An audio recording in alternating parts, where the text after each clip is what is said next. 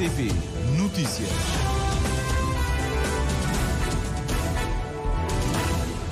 Vamos então para as notícias, a abrir os destaques desta edição com o editor Júlio Vera Cruz Martins. Bom dia, Júlio. Bom dia. Dia da Mulher Cabo-Verdiana. A Fundação Direito promove a formação de assistentes de família com a duração de 3 meses. Nós acreditamos, assim é designado o projeto da Comissão de Mulheres da Polícia Nacional, já na 7ª edição. Hoje a Polícia promove uma marcha com representação de mulheres de todas as forças de segurança do país, PN, PJ e Forças Armadas. Secretária de Estado dos Negócios Estrangeiros defende a necessidade do reforço das parcerias existentes para que Cabo Verde possa dar resposta às múltiplas crises mundiais. Está assinado o Plano de Trabalho Conjunto 2024 com as Nações Unidas. Diretor Nacional de Educação garante que as notas referentes ao segundo trimestre são publicadas amanhã. Há 32 escolas do país. As notas estão congeladas por um grupo de professores. Se o Ministério da Educação avançar com processos disciplinares, os professores então avançam com um processo judicial contra o Ministério da Educação por violação e congelamento dos seus direitos. A linha verde imigrante e o serviço de interpretação telefónica já estão operacionais. Lançados ontem, os serviços vão facilitar o acesso dos imigrantes a serviços da administração pública e a informações sobre a permanência no país. Impasse na Assembleia da República de Portugal. Novas eleições para o cargo de presidente do Parlamento ao meio-dia. Júlio Vera Cruz Martins, são os destaques. Confira estas e outras notícias já de seguida. É o primeiro jornal.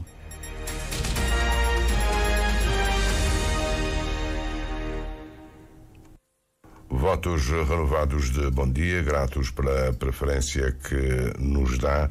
O Dia da Mulher Cabo-Verdiana lembra a fundação, a 27 de março de 1981, da primeira organização de mulheres de Cabo Verde, justamente a OMCV. Já lá vamos.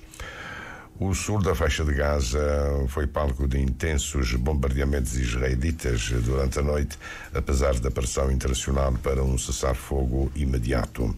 Logo de madrugada, o Ministério de Saúde do Hamas relatou 3 mortos e 12 feridos durante os ataques aéreos israelitas noturnos no sector de Rafah.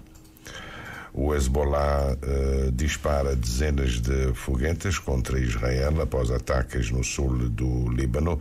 O movimento xiita libanês Hezbollah anunciou hoje que disparou dezenas de foguetes contra a cidade israelita de Kiryat Shomana, um dia após os ataques realizados pelo exército israelita no sul do Líbano. 2 fontes de segurança disseram à agência Reuters hoje de manhã que pelo menos 7 pessoas morreram no ataque de Israel.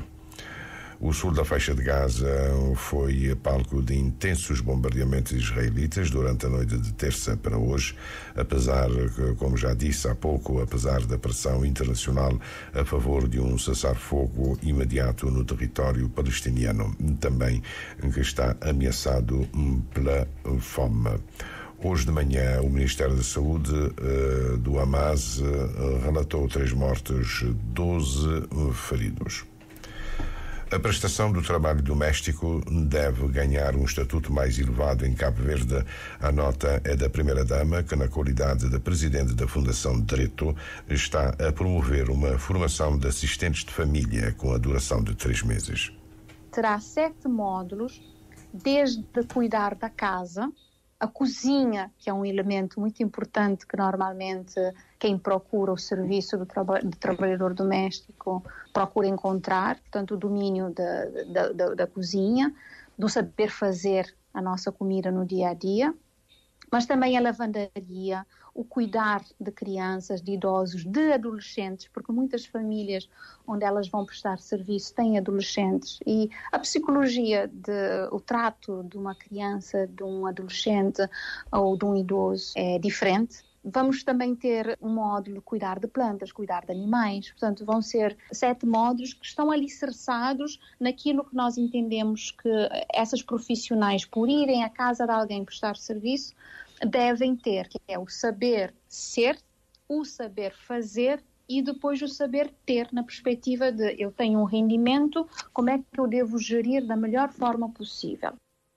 Débora Catiza Carvalho admite que a formação de assistentes de família vai abrir caminho a mais formalização da atividade de trabalho doméstico ou até a alguma empresarialização. Elas podem optar. Imagina que eu sou mãe de uma criança com necessidade especial. Eu posso prestar, sim, serviço na minha residência, serviço de lavandaria, serviço de culinária, cuidados vários, não é? Que eu posso prestar, ou em regime temporário, cuidar de um idoso, mas num período curto, porque eu tenho como prioridade o cuidar do meu filho que tem uma necessidade especial. Mas também eu posso optar por ser trabalhador dependente, trabalhador doméstico na casa de uma família, não é? Tradicionalmente nós chamamos de empregada. O grande ganho em perspectiva, advoga a presidente da Fundação Direito, é que as formandas adquirem ferramentas para avaliar as novas competências técnicas e negociar o valor do trabalho que prestam. O que muitas vezes nós encontramos nas casas, uma pessoa trabalha como empregada doméstica, às vezes mais do que 8 horas, encontramos pessoas que trabalham 12 horas, e ganham o salário mínimo, porque estão numa situação económica e social tão frágil que se submetem. Nós queremos percebendo esta fragilidade deste segmento ainda na sociedade cabo-verdiana, apesar da lei obrigar a que o chamado patrão tenha que fazer o desconto para a segurança social da sua empregada, da sua trabalhadora doméstica, muitas vezes não acontece, na grande maioria não acontece o desconto de INPS, não acontece também o pagamento do seguro obrigatório de acidentes de trabalho. E na grande maioria as empregadas chegam à idade de reforma, não descontaram para a reforma, viveram praticamente uma vida inteira a prestar serviço numa família, têm um acidente de trabalho, muitas vezes ficam inaptas para continuar a fazer o trabalho e vêm-se numa idade avançada sem nada. A formação de assistentes de família é destinada a 20 mulheres desempregadas de bairros periféricos da cidade da Praia. A iniciativa da Fundação Direito é desenvolvida em parceria com a Liga Nazarena de Solidariedade e a Associação de Empregadas Domésticas de Cabo Verde. Nós acreditamos, é assim designado o projeto da Comissão de Mulheres da Polícia Nacional, que já vai na 7ª edição, uma forma de assinalar o Dia da Mulher Cabo-Verdiana, que hoje se celebra. A porta-voz da Polícia Nacional, subcomissária Eloísa Maria Lourdes, cita o exemplo da ação realizada ontem na cidade da Praia. Aquele policiamento de proximidade e visibilidade como forma de sensibilizar a população e de mostrar também proximidade entre polícia e cidadão. Nessa operação, não traz o rosa e com alguma mensagem naquele rosa, onde que não também aborda viaturas e na final de cada abordagem não está sensibiliza aqueles condutores e na final não está oferecendo um rosa com mensagem a ele sobre mulher e também sobre algumas mensagens relacionadas com violência baseada no gênero. E também não tem mensagens relacionadas com mulheres, que está falando, lugar de mulheres é onde que não quiser, não deve tratar a mulher, e que não bate na mulher com soco, mas sim não entrega-lhe um flor em vez de dar um soco, e várias outras mensagens que não põe naquele flor para não oferecer homens em particulares como forma de sensibilizar a trata a mulher direito, uma vez que mulher é nossa mãe, é nossa madrinha, é nosso filho, é nossa mulher, é nosso tudo. Hoje a Polícia Nacional promove uma marcha a partir das 10 horas com representação de mulheres de todas as forças de segurança do país, Polícia Nacional, Polícia Judiciária e Forças Armadas. A Secretária de Estado dos Negócios Estrangeiros defende a necessidade do reforço das parcerias existentes para que Cabo Verde possa dar resposta às múltiplas crises mundiais. Miriam Vieira apela ao engajamento de todos os parceiros na plena realização do plano de trabalho conjunto com as Nações Unidas, plano para este ano, Levi Salomão. Miriam Vieira co-presidia ao ato de abertura da reunião do Comitê de Pilotagem do Programa das Nações Unidas para o Desenvolvimento Sustentável. Cabo Verde precisa reforçar parcerias para que possa dar resposta às policrises mundiais. Persistem ainda um conjunto de desafios, como sabeis, ao nível da execução do Programa de Cooperação com as Nações Unidas e que exigem um esforço conjunto, acrescido, para o aprimoramento dos mecanismos de coordenação, não só com o sistema das Nações Unidas, mas também com os parceiros nacionais e internacionais, bem como dos exercícios de transparência e prestação de contas. E, neste sentido, defendemos que há necessidade de se reforçar as parcerias existentes, há necessidade de haver mais parcerias para o reforço das capacidades nacionais permitam dar respostas eficazes e eficientes aos múltiplos desafios no atual contexto das policrises mundiais. A par do reforço de parcerias, a governante realçou a importância da disponibilização atempada de recursos financeiros por parte dos parceiros, apelando ao engajamento de todos. Realçamos também a importância da disponibilização atempada dos recursos financeiros e maior previsibilidade de recursos, e fazemos um forte apelo ao engajamento de todos os parceiros, nacionais e internacionais, na plena e efetiva execução das atividades em todas as áreas estratégicas do Plano de Trabalho Conjunto referente ao ano 2024. De resto, o reforço de parcerias e financiamentos foram tónica dominante no decurso da Conferência Anual de Política Externa, em que, de entre outros temas, estiveram em debate os efeitos das alterações climáticas. Porque se não formos capazes de contornar os efeitos nefastos das alterações climáticas, todo o compromisso, todo o esforço que nós estamos agora a ter para alcançar os Objetivos de Desenvolvimento Sustentável, portanto, estarão de alguma forma ameaçados. De facto, há uma urgência em termos ações, mas ações que potenciam, sobretudo, essa resiliência climática em Cabo Verde. A Secretária de Estado dos Negócios Estrangeiros e Cooperação manifestou o seu agrado pela entrega de todos os parceiros no exercício de planificação do Plano de Trabalho Conjunto das Nações Unidas Cabo Verde, que foi assinado ontem. O Diretor Nacional de Educação garante que as notas referentes ao segundo trimestre são publicadas amanhã, um processo que culmina o lançamento num sistema integrado de gestão escolar. No entanto, em 32 escolas do país, as notas estão congeladas por um grupo de professoras em greve de zelo, ainda no quadro da greve por tempo indeterminado anunciado pelo Sindicato Democrático dos Professores desde dezembro do ano passado. Adriano Moreno confirma, de facto, há notas congeladas, mas reafirma que o Ministério da Educação está em diálogo com os professores. Nós vamos publicar todas as pautas até o dia 28 de março e, portanto, a partir dali, cada um estará ciente daquilo que são as suas responsabilidades. Naturalmente, os alunos não podem, de forma alguma, ficar prejudicados. Nós apelamos à serenidade das pessoas, ver o que é que está em jogo neste momento, poder fazer uma análise sensata das formas de luta que estão a propor. A Leida Semedo, porta-voz de mais de 4.000 professoras que fazem parte de uma plataforma de diálogo na internet, subscreve uma nota que faz referência a ameaças de processos disciplinares. Claramente que, como diretor, ele tem que fazer o seu papel. Mas, neste caso, tem que fazer o papel como deve ser. Num país que diz-se democrático, então, meter medo às pessoas, isto também é vergonhoso.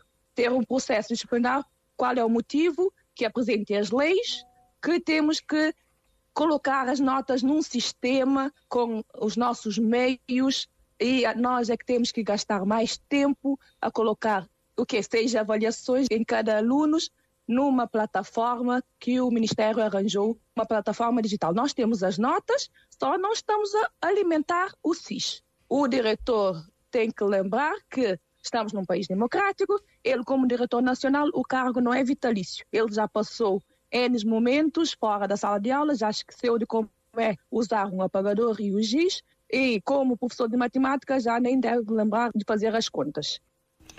O Diretor Nacional da Educação faz notar que o Ministério tem estado a cumprir os compromissos que constam do acordo proposto aos sindicatos. Desde logo, a regularização das classificações está concluída. E em processamento as demais medidas assumidas, os correspondentes atos administrativos estão sendo publicados no Boletim Oficial, como por exemplo a transição de professores de 1A para 3C, as nomeações definitivas, etc. A questão pendente é a questão salarial e de promoção, que tal como sempre assumido pelo Ministério da Educação, estão em processo de resolução no âmbito da revisão do Estatuto da Carreira Docente e a consequente atualização da tabela remuneratória. Portanto, o prazo fixado para a apresentação da proposta da revisão é até junho e está sendo cumprido. A porta-voz dos professores assume que as notas vão continuar congeladas até um sinal mais claro do Ministério da Educação. De resto, o Ministério não participa e não alimenta extremismos e radicalismos. A avaliação das aprendizagens é um direito dos alunos e o dito congelamento de notas não tem nenhum respaldo ético e legal, portanto, podendo estar em contramão do sentido de responsabilidade que a generalidade dos professores e a maioria dos sindicatos têm tido. Portanto, pelo que o Ministério da Educação naturalmente vai proteger e defender os direitos dos alunos. Dizia há pouco que a porta-voz dos professores assume que as notas vão continuar congeladas até um sinal mais claro do Ministério de Educação. Ações mesmo, algo concreto que estão a resolver as nossas reivindicações, nós vamos continuar sem lançar as notas no sistema. O que é que o Ministério da Educação deve fazer para que as notas sejam lançadas? Ou seja, qual é a linha vermelha? O que é que o Ministério da Educação pode decidir de imediato? Como professores, nós queremos também uma negociação séria, que sente com os 3 sindicatos juntos, ao mesmo tempo não, como ele tem vindo a fazer, fatiar ou em pedaços, chamando um sindicato por vez, para fazer as suas negociações, que sente com os 3 sindicatos, para defenderem a questão do professor. Neste momento, na redução da carga horária, neste caso o pagamento de subsídio, temos a questão do salário, temos mesmo professores, o Ministério já apresentou alguns números de entrada de professores no quadro, mas ainda temos muitas situações de professores que não entraram no quadro, temos a transição de professores do 8A para 9A, que deveria ter sido feita. Eles têm vindo a mostrar algumas saídas no boletim oficial só para elucidar os cabo-verdianos. Adriano Moreira assegura que, do mesmo passo que o Ministério defende os professores, também tem presente os direitos dos alunos, direitos a aulas e às avaliações das aprendizagens. De resto, o Ministério não participa e não alimenta extremismos e radicalismos. A avaliação das aprendizagens é um direito dos alunos e o dito congelamento de notas não tem nenhum respaldo ético e legal, portanto, podendo estar em contramão do sentido de responsabilidade que a generalidade dos professores e a maioria dos sindicatos têm tido. Portanto, pelo que o Ministério da Educação naturalmente vai proteger e defender os direitos dos alunos. A professora Aleida Semedo rejeita a ideia de que o congelamento das notas pode resultar em prejuízos para os estudantes. Os alunos, durante o semestre, têm conhecimento das suas avaliações. Então, já sabem as notas dos testes, já sabem os trabalhos individuais que fizemos, trabalhos práticos, trabalhos de grupos, observação individualizada. A única coisa é a conta final, o resultado final que nós não fizemos, porque isso é quando colocamos no sistema é que gera a nota, mas eles já sabem quanta porcentagem é que tem cada uma dessas notas. Podem só fazer as contas e todos têm a nota final. A única coisa que nós não estamos a fazer é isso. às ameaças de processos disciplinares por congelamento de notas, a Lei da Semedo contrapõe que os professores podem iniciar um processo judicial contra o Ministério da Educação por violação e congelamento dos seus direitos. A Linha Verde Imigrante e o Serviço de Interpretação Telefónica já estão operacionais. Lançados ontem, os dois serviços do Governo facilitam o acesso dos imigrantes a serviços da administração pública e a informações sobre a permanência no país. Linha Verde Imigrante, implementada em parceria com a Organização Internacional para as Migrações, com financiamento do governo francês, e o Serviço de Interpretação Telefónica Cândido Fortes, financiado pela União Europeia.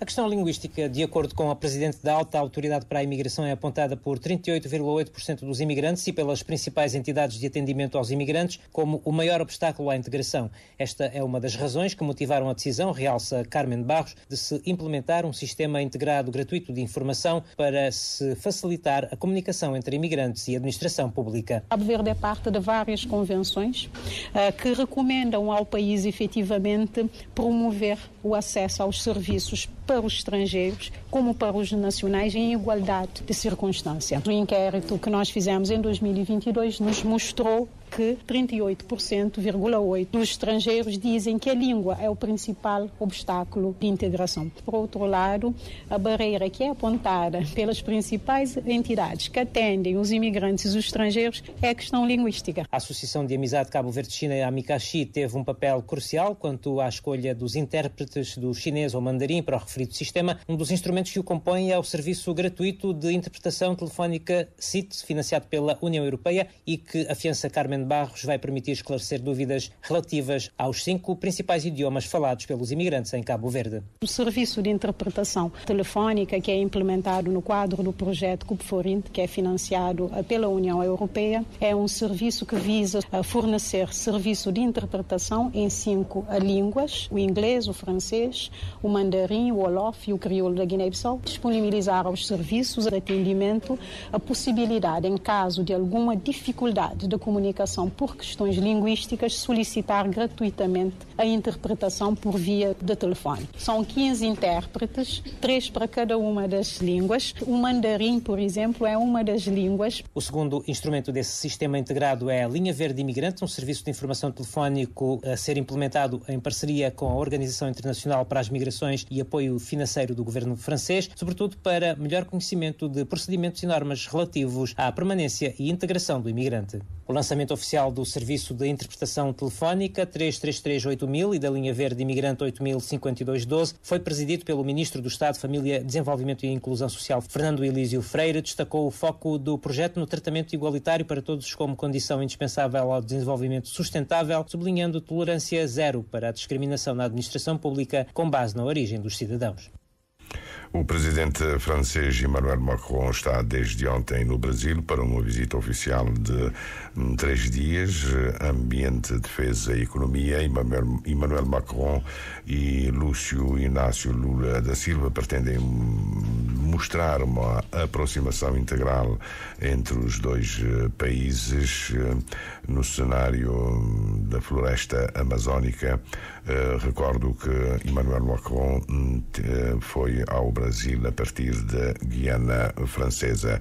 Impasse no Parlamento português. José Pedro Aguiar Branco não passou na primeira eleição ontem. Depois, Francisco Assis, apresentado pelo PS, obteve 90 votos. José Pedro Aguiar Branco voltou a ser apresentado pelo Partido Social Democrata, mas obteve 88 votos. Um impasse. Chega de André Ventura está a pressionar o PSD para uma colaboração para viabilizar o governo. Novas candidaturas são aceitas a partir das 11. A eleição está marcada para o meio-dia. No entanto, Carlos Santos, a posse do presidente do PSD como primeiro-ministro está marcada para amanhã. esse impasse tem de ser resolvido ainda hoje. E ontem, de facto, foi um dia de nervos na Assembleia da República de Portugal. Passam agora 24 minutos das 7 da manhã. Está concluída esta edição do Primeiro Jornal.